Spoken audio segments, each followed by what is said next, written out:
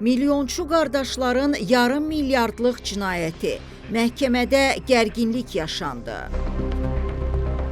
Küllü miqdarda vəsaitin legallaşdırılması, vergidən yayınma və kiber cinayətdə ittiham olunan Bahadır Qasımov, İkram Qasımov, Fərhad Qasımov, Cavid Əzizov, Vəli Əliyev və Anar Əhmədovun cinayət işi üzrə məhkəmə prosesi keçirilib. Prosesdə vəkillərin bir neçə şahidin dindirilməsi ilə bağlı vəsatəti təmin edilməyib. Daha sonra təqsirləndirilən şəxsin vəkilləri məhkəmə tərkibinə etiraz ediblər. İttihama görə bu şəxslər xarici ölkədən Azərbaycana, Azərbaycandan xarici ölkəyə qanunsuz pul vəsaitləri köçürüblər.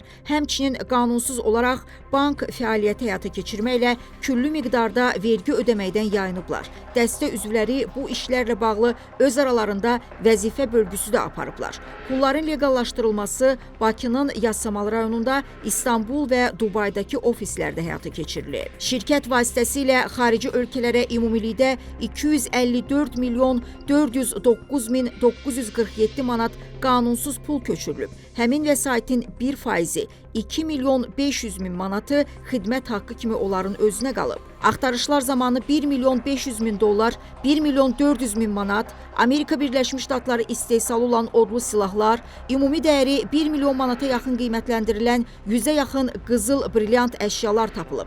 Qızıl zinət əşyalarının ölkəyə qaçaqmalçılıq yolu ilə gətirildiyi bildirilir. Həbs edilən şəxslərin özlərinin və ailə üzvlərinin çoxsaylı əmlakı, eləcə də 100-ə yaxın bahalı avtomobilin, digər minik vasitələrinin üzərinə həbs qoyulub. Hesablamalara görə bütün əmlakların ümumi dəyərinin yarım milyard manata yaxın olduğu müəyyən olunub.